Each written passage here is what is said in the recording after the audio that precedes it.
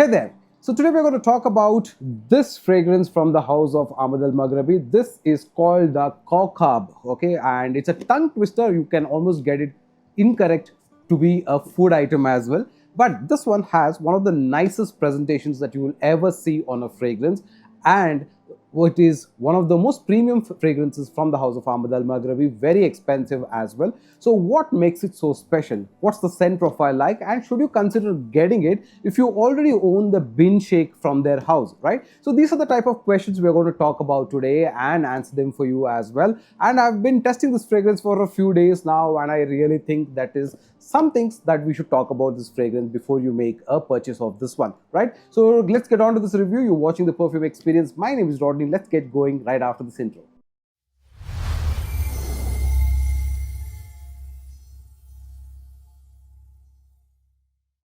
Alright, welcome back, and this is the yellow flanker or the yellow colored box that Ahmed Al Maghribi has released called the Kawkab, okay, that's spelled Kawkab. And why I told you that it almost resembles like a food item from India, the popular. All right, let's not say that word, but let's get going with the box. So I told you this is one of the nicest presentations that you will see. This is the outside box that you will find it like this, and then of course if you pull top you will find a box that looks like this, right? So what's very nice about it is, of course, if you look very closely you will see that it has a lot of detailing, and you will also find a lot of artwork like golden textured print work and all of that. And then at the back it has this lovely information about the fragrance per se. But what I really liked is generally you have a pull top box, you have a slide box, or you have an open top box, but in this you have a revolving box, okay, which kind of literally revolves like this to show you how the fragrance is held together. And this, my dear friends, is the Kawkab. And what makes it really nice is the entire presentation. It is got a very, very beautiful bottle as well, which looks like this, okay. And look at it this way, and you have these stars that are here, okay, you will see this here as well. And this also, this sprayer is this way, but you can actually use it this way as well, or you can just pull top this and this comes out, okay. And you will notice that this is also a very hollow type of a design, okay, almost representing a half moon probably, and the bottle like this. So probably you will notice that this is one of the most beautiful presentations that you will find, right? Now, on first whiff, if you talk about the scent profile of this fragrance, and let me just do another spray because I've already done one spray on my hand earlier today just to check the scent profile.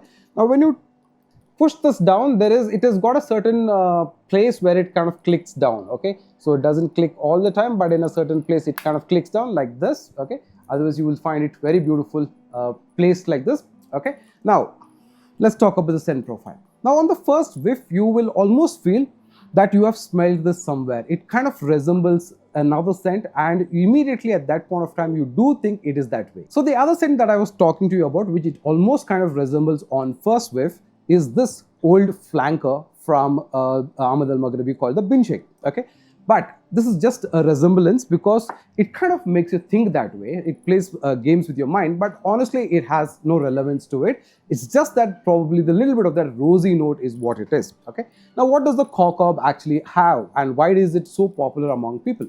So this one is like the fragrance that Ahmed Al Maghribi released previously called the Zumar. Now the Zumar Oud was also fantastic. In fact, it's there right behind.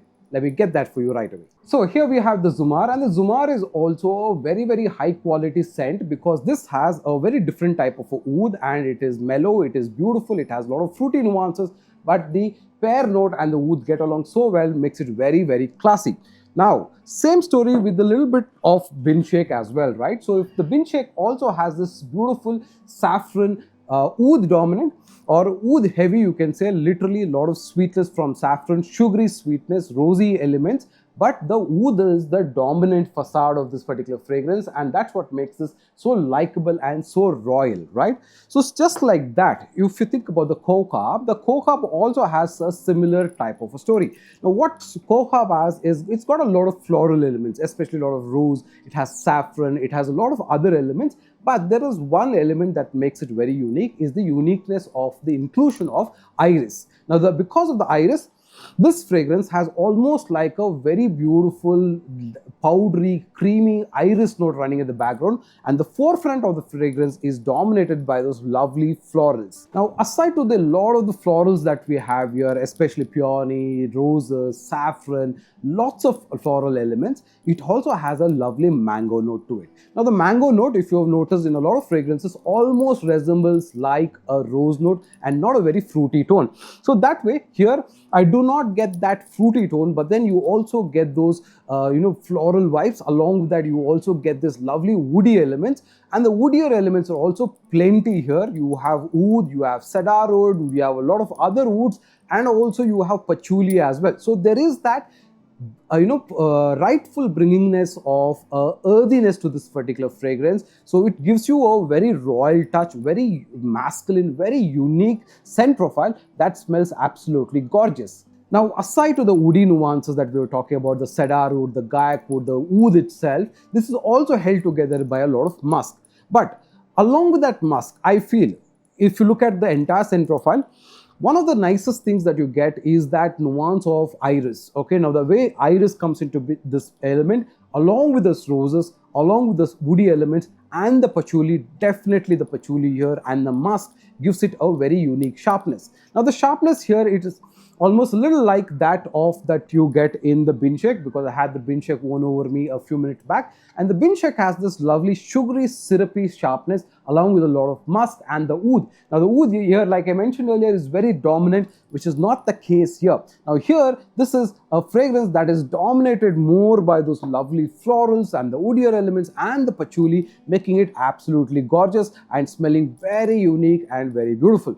Now, this is also a long-lasting scent. So on your skin, you will actually notice that this one will hold on for about 8 hours, 9 hours, 10 hours.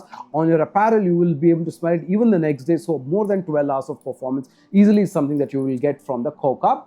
But unlike the Binshek, which is very dominant in projection and the upfront projection for about 3 feet, 4 feet plus, I don't find this that way. This is also very loud, no doubt about it, but this will do about 2 to 2.5 feet of projection, and that will be there for about 1 to 2 hours time easily. So it is projection heavy, but more on the floral side of things, and a light sweetness which is there, and that is also adding up to a lot of depth on the scent. So this is perfect for people who love a very unisex scent, and people who like a lot of the Ahmed Al Maghribi fragrances. This one is definitely must have in your collection if you like a little bit of those floral notes. And since you don't see a lot of iris dominant scents, here the iris is played in a very nice way. And if you like the Ahmed Al Maghribi fragrances like the Binshek, the Zumar and the Ignite Oud, that kind of a heavy hitting fragrance, or for the unique scent profiles, then the Kawkab should definitely be in your arsenal of fragrances, because it kind of smells really nice. It smells very different, and because of that nature, it is very likable by a lot of people. So it is very much unisex. It's men, women, anybody can wear it, and this is, I feel, a special type of a scent like the Zumar, which can be worn for special occasions, okay, where you want to garner compliments, where you want to smell unique, like the Binshek that gets a lot of attention as well. So right up there, even the Kawkab does the exact same thing. So this would be a fragrance that you can easily wear for Friday prayers or for celebrations, for people to notice you, and you want a complimenting factor, then yes, of course, the Kawkab comes into play here. Right, but this is a little bit of expensive fragrance at this point of time, because I think a good amount of money goes in just this presentation alone.